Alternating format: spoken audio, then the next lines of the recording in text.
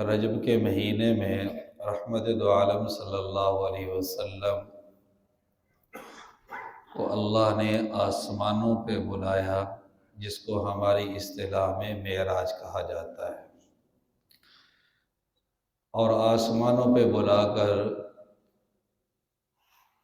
اللہ نے مختلف انعامات دیے، اور اس راستے میں اللہ کے رسول صلی اللہ علیہ وسلم نے تماثیل کے طور پر کچھ چیزیں دیکھی، جن کو جبرائیل علیہ السلام نے ہر چیز کی وضاحت فرمائی۔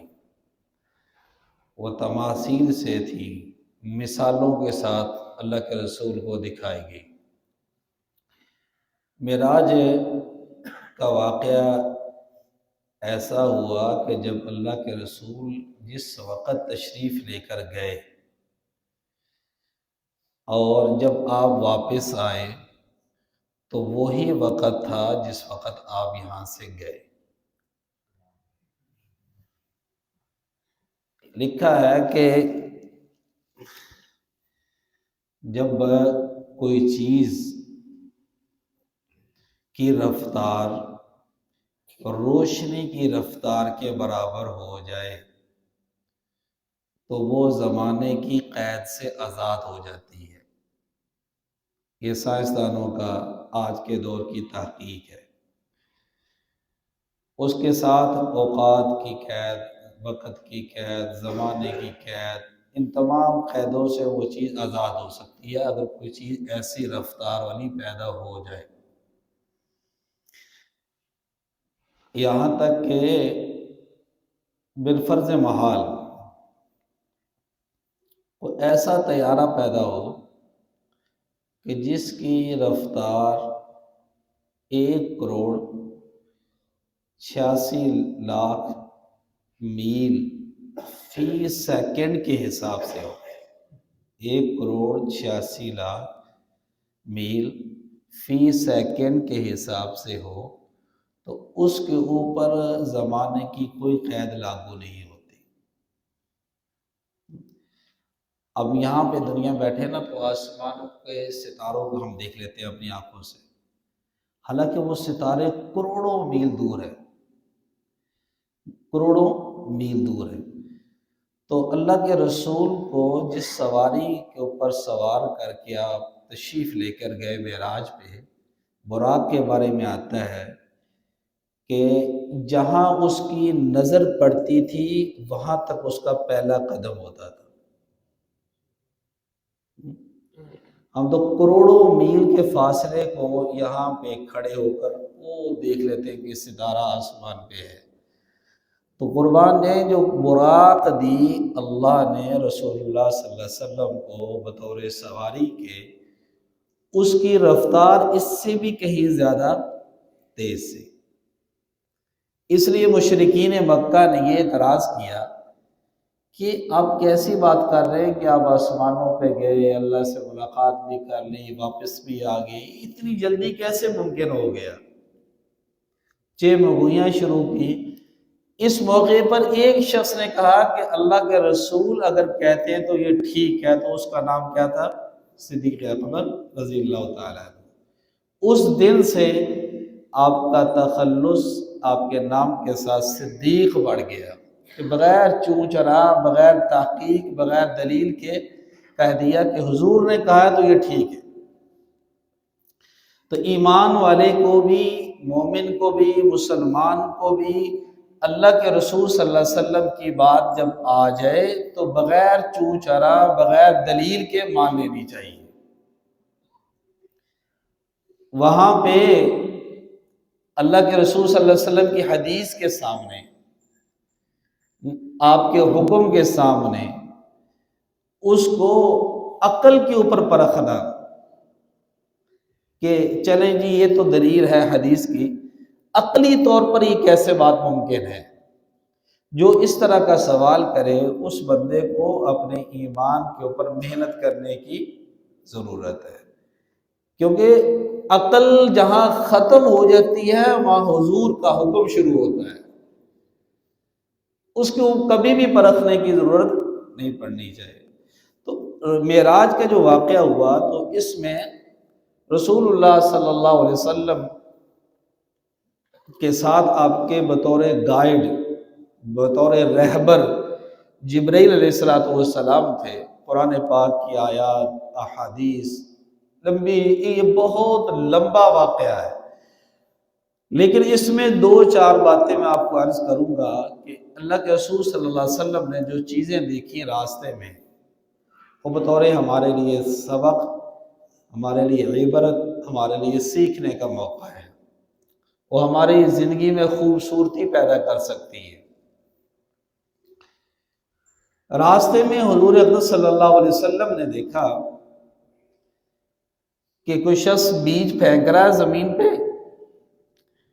اور وہ فوراً کونپنے نکلتی ہیں، فصل تیار ہو جاتی ہے، اس کو کاٹ دیا جاتا ہے، اور کاٹنے کے بعد دوبارہ وہیں پہ پھر دوبارہ فصل تیار ہو جاتی ہے۔ رحمت دو عالم صلی اللہ علیہ وسلم نے جب یہ موقع دیکھا تو پوچھا جبرائیل سے کہ یہ کیا ماجرا ہے یا کیا چیز ہے؟ جبرائیل علیہ السلام نے عرض کیا، یا رسول اللہ، یہ مثال اس شخص کی ہے جو انفاق فی سبیل اللہ کرتا ہے، اللہ کے راستے میں دیتا ہے، خرچ کرتا ہے، تو جس طرح فصل پیدا ہوئی، کاٹی، دوبارہ ہو گئی، اسی طرح اس کا دیا ہوا مال اللہ کے راستے میں کبھی بھی وہ کم نہیں ہوتا، وہ مال ویسے کا ویسا رہتا ہے، بلکہ مثل الذین ينفقون فی سبیل اللہ کمثل حبۃ انبتت سبع سنابل فی کل سنبلۃ مئۃ حبۃ واللہ یضاعف لمن یشاء واللہ واسع علیم۔ 700 گنا کا ثواب، بلکہ واللہ یضاعف لمن یشاء، یعنی اس کی لمٹ ہی نہیں ہے کہ جو اللہ کے راستے میں دیا جائے، ایک تو اس کی واپسی تو یقینی ہے ہی ہے، لیکن اس کے ثواب کی اللہ نے کوئی حد نہیں رکھی کہ اس کو میں کتنا ثواب دیتا ہوں۔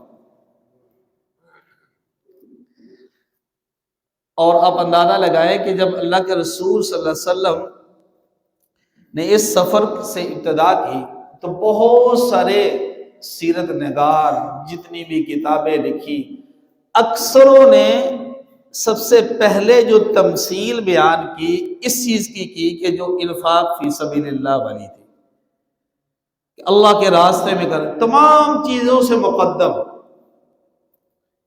سب سے پہلے اس چیز کو انہوں نے بیان کیا، اور اللہ رسول اللہ صلی اللہ علیہ وسلم کو دکھانے کا بھی مقصد یہ تھا کہ مجھے تمہاری تمام عبادات میں سے، تمہاری تمام زندگی کے جتنے خوبصورت اعمال ہیں، ان اعمال میں سے سب سے زیادہ وزنی میرے ہاں وہ یہ ہے کہ تم اللہ کے راستے میں خرچ کیا کرو، سب سے زیادہ مجھے یہ پسند ہے۔ اور یاد رکھنا کہ جو اللہ کے راستے میں دیا جائے، اس کا تو ایک ایمان والے کو یقین رکھنا چاہیے کہ مجھے ثواب ملے گا، اس کا تو گھاٹے کا سودا بھی نہیں ہے، اس کے اوپر تو کوئی پریشانی نہیں، کوئی غم نہیں، کوئی دکھ نہیں ہے۔ لیکن جو مال صرف اپنی نخوت، اپنی شہرت اور اپنی جاہ و جلال کے لیے خرچ کیا جائے، اپنی عزت کے لیے خرچ کیا جائے، وہ اگر اس عزت کی واپسی نہ ہو، وہ جاہ و جلال نہ ملے، وہ تخت نہ ملے، وہ سلطنت نہ ملے، وہ عہدہ نہ ملے، تو انسان کو پریشانی ہوتی۔ موجودہ دور میں اب دیکھیں کتنے لوگوں نے مال خرچ کیا، اربوں کھربوں روپیہ خرچ کیا،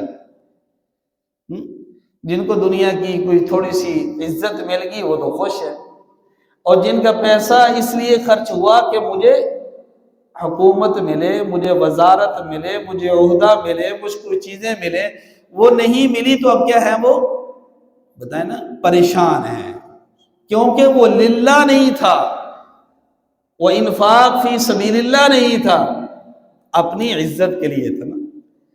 اور اللہ یہ دنیا میں کر کے دکھاتے ہیں، اللہ پاک دنیا میں انسان کو کروا کے دکھاتے ہیں کہ یہ دیکھو، ایک نامہ اعمال تمہیں آخرت میں ملنا ہے، ایک رزلٹ تمہیں میں نے آخرت میں دینا، وہاں تو وقت ہی نہیں لگنا، وہاں تو چند سیکنڈ کیا پہلے سے ہی آج سے بک تیار ہو رہی ہے انسان کی، اور اس میں کبھی بھی کوئی غیر حتمی بات ہوگی، غیر یقینی بات نہیں ہوگی، کوئی ابہام والی بات نہیں ہوگی، کوئی دھوکے والی بات نہیں ہوگی، آج سے وہ رزلٹ بن رہا ہے، بن رہا ہے۔ فَأَمَّا مَنْ أُوتِيَ كِتَابَهُ بِيَمِينِهِ، سورہ واقعہ میں آتا ہے، فَأَمَّا مَنْ أُوتِيَ كِتَابَهُ بِيَمِينِهِ فَيَقُولُ هَاؤُمُ اقْرَءُوا كِتَابِيَهْ، یہ تمہارا رزلٹ ہے، اس کو تم پڑھ لو۔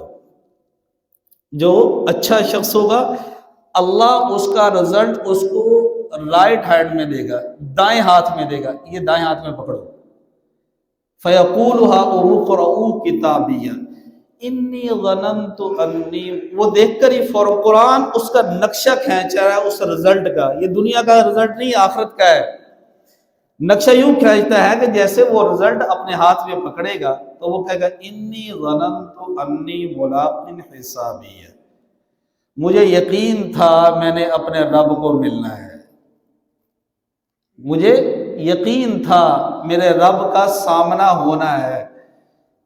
فَهُوَ فِي عِيشَةٍ رَاضِيَةٍ فِي جَنَّةٍ عَالِيَةٍ قُطُوفُهَا دَانِيَةٌ كُلُوا وَاشْرَبُوا هَنِيئًا بِمَا أَسْلَفْتُمْ فِي الْأَيَّامِ الْخَالِيَةِ، اللہ کہتے ہیں کہ دیکھو دنیا میں بڑی تنگیاں برداشت کی، بڑے دھکے برداشت کیے، سردی کی راتوں میں اٹھ کے ٹھنڈے پانی سے تم وضو کرتے تھے، لوگوں کے طعنے برداشت کرتے تھے، لوگوں کی سخت باتوں کو برداشت کرتے تھے، ان تمام چیزوں کا ما اسلفتم فی الایام الخالیہ، جو گزر گئے دن آج خوش و خرم جو ہے نا یہ لے لو، فسوف یحاسب حسابا یسیرا، وہ بھاگتا جائے گا رشتہ داروں کو دکھائے گا، یہ دیکھو میرا رزلٹ، یہ دیکھو میرا رزلٹ، یہ دیکھو رزلٹ، وہ بھاگتا ہوا، اچھلتا ہوا، کودتا ہوا خوش و خرم جنت میں چلا جائے گا۔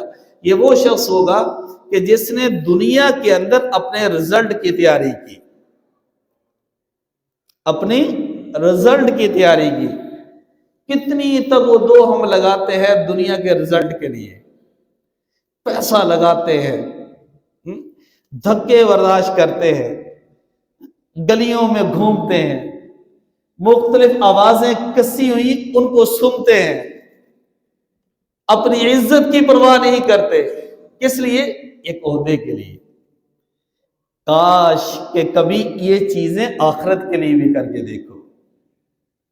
فَأَمَّا مَنْ أُوتِيَ كِتَابَهُ بِيَمِينِهِ فَيَقُولُ هَاؤُمُ، یہ تو ہو گیا وہ کہ جس کو دائیں ہاتھ میں، وَأَمَّا مَنْ أُوتِيَ كِتَابَهُ بِشِمَالِهِ فَيَقُولُ يَا لَيْتَنِي لَمْ أُوتَ كِتَابِيَهْ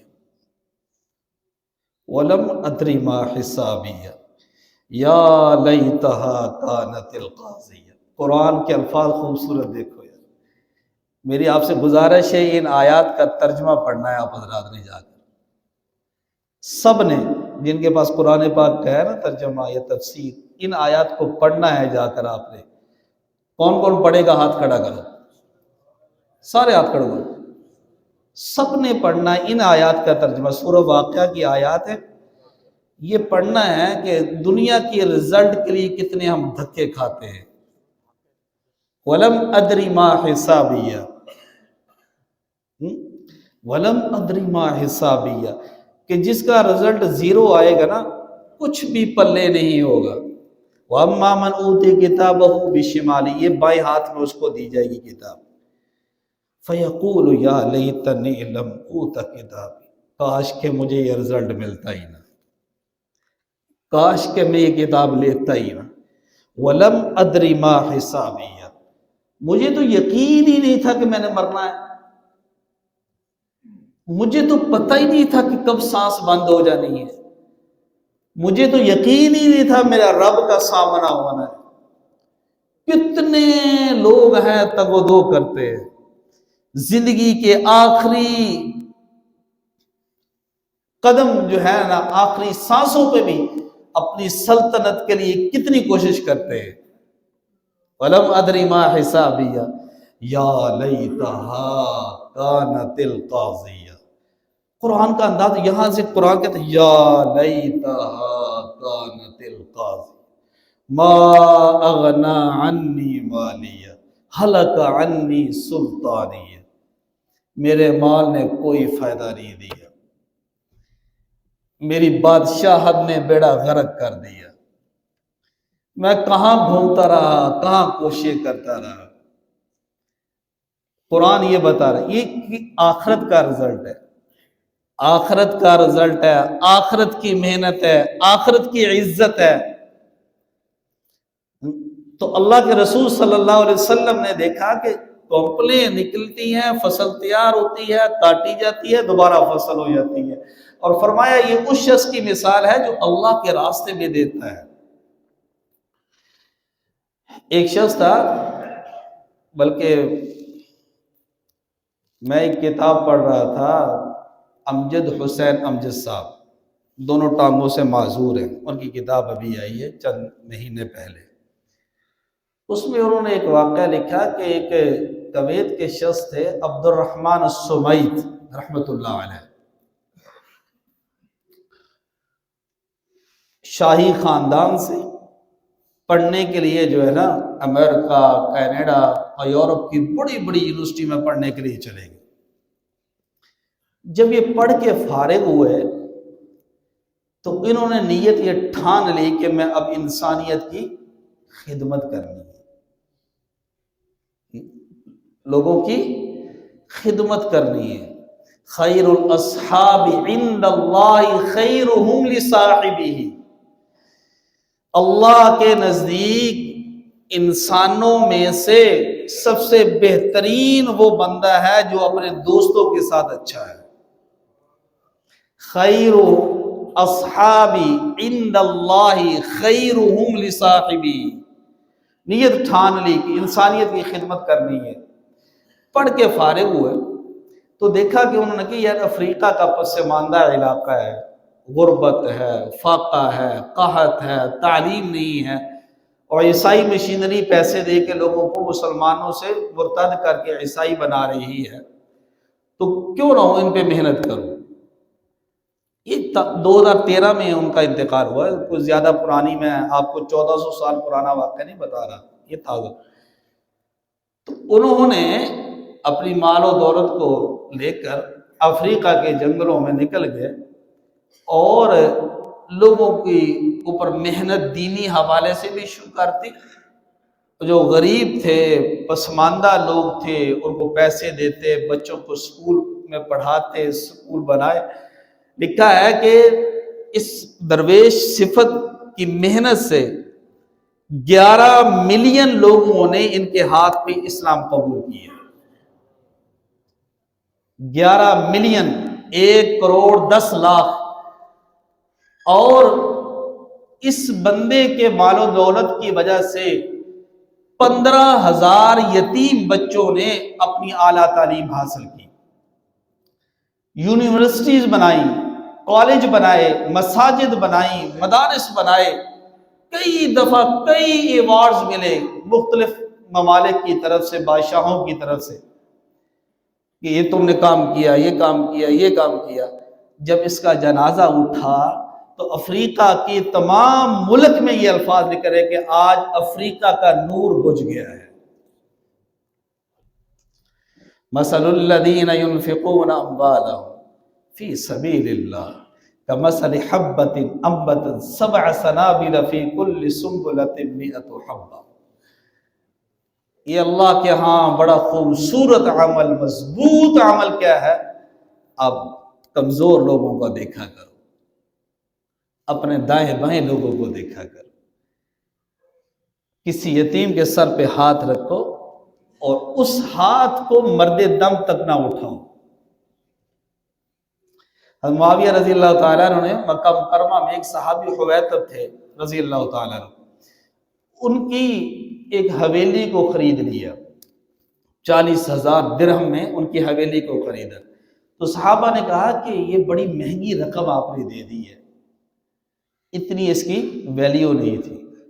تو فرمانے لگے میں نے یہ جان بوجھ کر زیادہ پیسے دیے ہیں، حویتب کا کنبہ بڑا ہے، چلو ان بچوں کے جیبوں میں کوئی پیسے چلے جائیں گے۔ ہم تو ریڑھی والے سے 1 گھنٹہ بحث کر کے 50 روپے چھڑوا رہے ہوتے ہیں،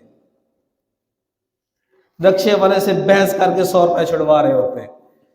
میں آپ کو اللہ کے راستے میں خاموش خرچ کا ایک راستہ آپ کو بتاتا ہوں، خاموش۔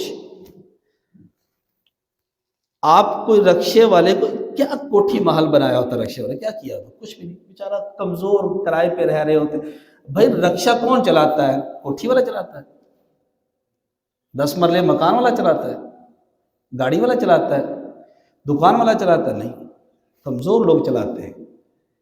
تو اس سے اگر تمہیں پتہ ہو کہ یہ مجھ سے 400 روپے کرایہ ہے لیکن یہ 500 مانگ رہا ہے، اللہ کی قسم آنکھیں بند کر کے بیٹھ جائے کرو، کوئی بات نہیں یار، 100 اس کی جیب میں چلا جائے گا، کوئی بات۔ گھنٹوں بحث کرتے ہیں۔ فروٹ لینا ہو تو گاڑی ذرا دور لگا کر فروٹ لیتے ہیں تاکہ اس کو گاڑی کا تھا بھائی 50 روپے مہنگا لے دے گا، 100 روپے مہنگا لے، پھر کیا ہوگا؟ پھر کیا ہوگا بتاؤ؟ اس کی پاکٹ میں اگر تمہارے دانستہ طور پہ بھی پیسے زیادہ چلے گئے، اس نیت سے چلے جاؤ کہ میرا رب تو دیکھ رہا ہے، میں اس کی اعانت کے لیے دے رہا ہوں اس کو زیادہ۔ خاموش ہیلپ کرنا سیکھو۔ یوں کرو، کسی سے ایک ریٹ طے ہو گیا، کرایہ طے ہو گیا کسی گاڑی والے سے، مثال کے طور پر 500 روپے طے ہو گئے، آپ کو اس نے گھر خیر وفیت سے پہنچا دیا، آپ اترتے وقت 500 کے بجائے اس کو 600 دے دو، خدا کی قسم اس کی جو ٹھنڈی آہیں نکلیں گی، جو دعائیں نکلیں گی، جو دل سے اس کو خوش ہوگا، تمہاری آہو بکا اس آسمانوں کو نہیں چیرے گی جو اس کی دعائیں چیر کے رکھ دے گی، کیونکہ طے تم نے یہ کیا تھا لیکن دعائیں تم نے اس سے لے لی، وہ خوش ہو جائے گا۔ اس کی کبھی زیادہ دیتے وقت، کبھی جس کو دے رہے ہوتے ہیں، کبھی ہلکی سی آنکھ اٹھا کے اس کے چہرے کو دیکھا کرو، یوں خاموش دینا سیکھو۔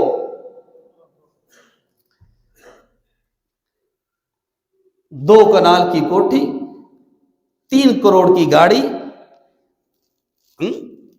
ناراض نہ ہونا، میں باتیں بڑی سیدھی کرتا ہوں، غصہ نہ کیا کرو، بس یہ جینون ہے، یہ حقیقت ہے ہمارے معاشرے کا نچوڑ ہے۔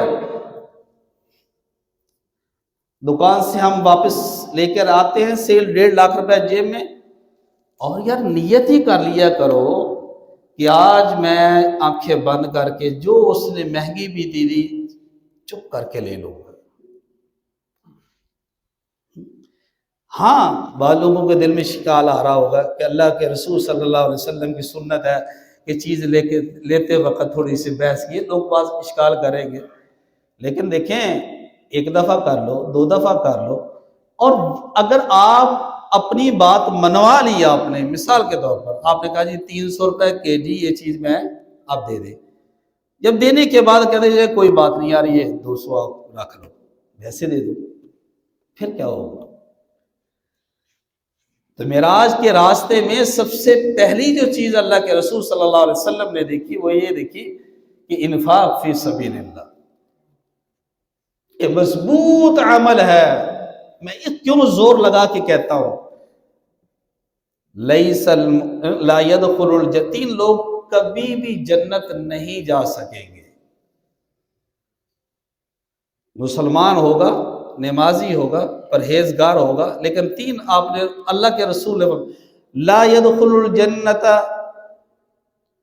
بنان ولا خب ولا بخیل، آپ نے فرمایا لا يدخل الجنت خب ولا منان ولا بخیل، آپ نے فرمایا کہ دھوکہ دینے والا کبھی بھی جنت میں نہیں جا سکتا،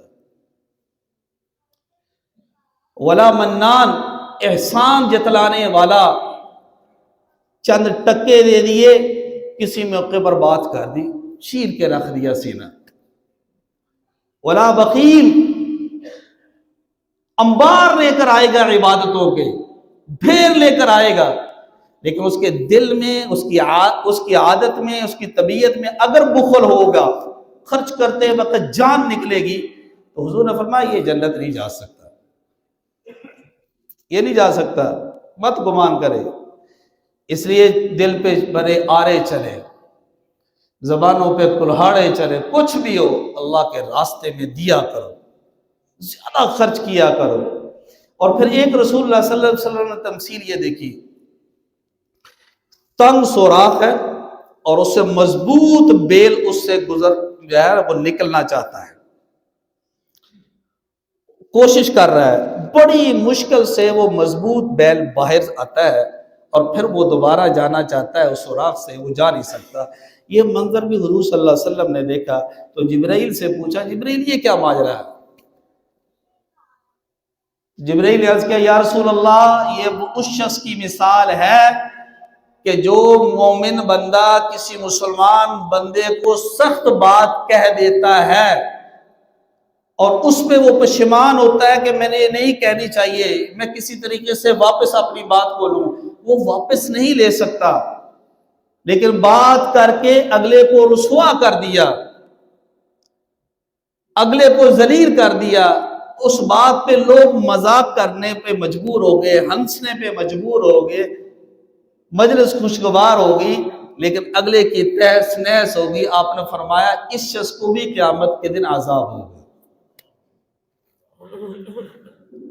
اس پہ کنٹرول کرو،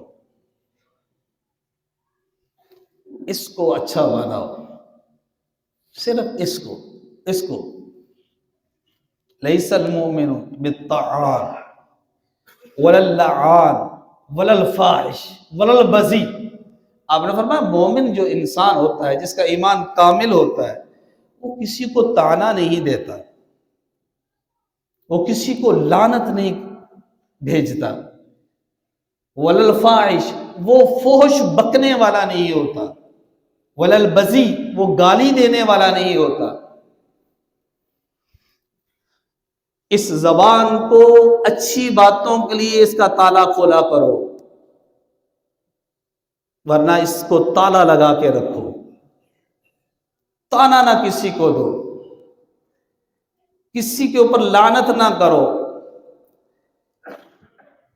میں خصوصاً اپنی نوجوان بھائیوں کو، اپنے چھوٹے بیٹوں کو، اپنی اولاد کو، ان کو میں خصوصاً عرض کرنا چاہتا ہوں، خصوصاً طور پر، بیٹو اس زبان پہ محنت کرو۔ آج کے دور میں ہماری یہ گند سوشل میڈیا نے ہمارے نوجوان نسل کو تباہ کر کے رکھ دی ہے۔ ان بیچاروں کا قصور نہیں ہے، ان کا نہیں قصور، ان بیچاروں کو صحیح راستہ بتایا نہیں گیا، ان بیچاروں کو علماء کے خلاف کیا گیا، علماء کے بارے میں بدظن کیا گیا، قرآن و سنت کے بارے میں بدظن کیا گیا، اسلام کا صحیح چہرہ نہیں دکھایا گیا، اور اسلام کے بارے میں متنفر کیا گیا۔ اس وجہ سے بیچارے اگر کہیں کو دیندار نظر آ جائے تو از رائے ٹھٹھا، از رائے مذاق کہتا مولوی آ گیا۔ اسلام کے خلاف کر دیا گیا۔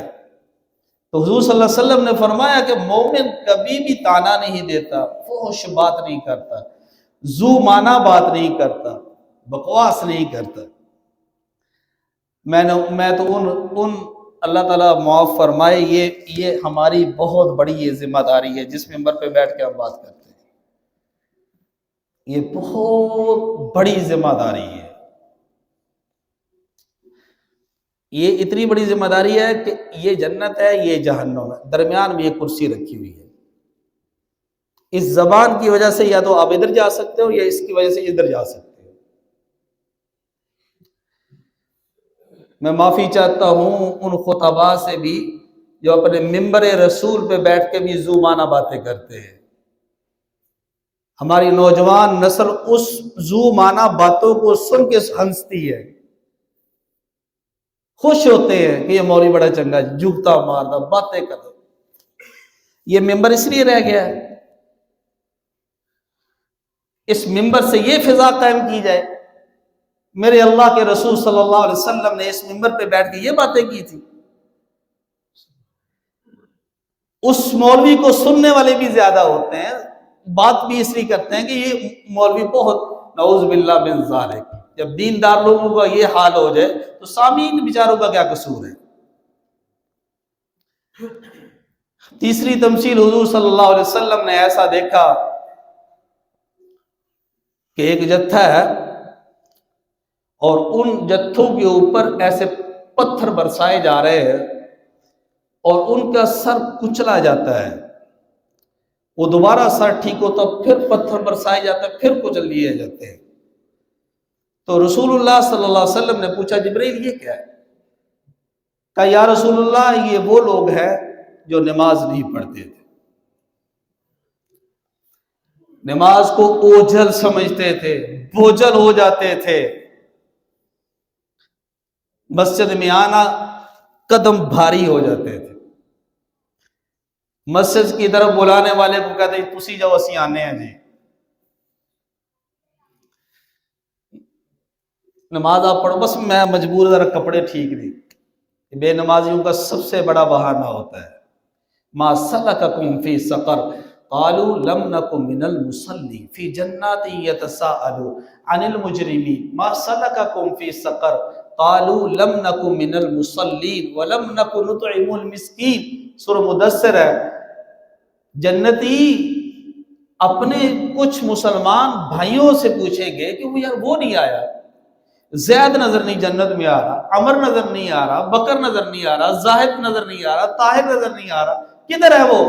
فی جنات یتساءلون عن المجرمین ما سلککم فی سقر. تم جہنم میں کیسے آ گئے؟ جنت میں ملے نہیں تو جہنم میں کیسے آ گئے؟ قالوا لم نک من المصلین.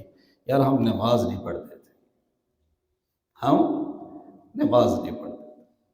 تو اس لیے ان لوگوں کو خیر خواہ سمجھو, ان کو اپنا محسن سمجھو, ان کو اپنا مشفق سمجھو کہ جو لوگ تمہارے در پہ جا کے دروازہ کھٹکا کے پیار محبت سے تمہیں نماز کی طرف راغب کرتے ہیں, مسجد کی طرف راغب کرتے ہیں اور تمہیں اللہ کا گھر دکھاتے ہیں, ان کو اس دور کا سب سے بڑا محسن سمجھو.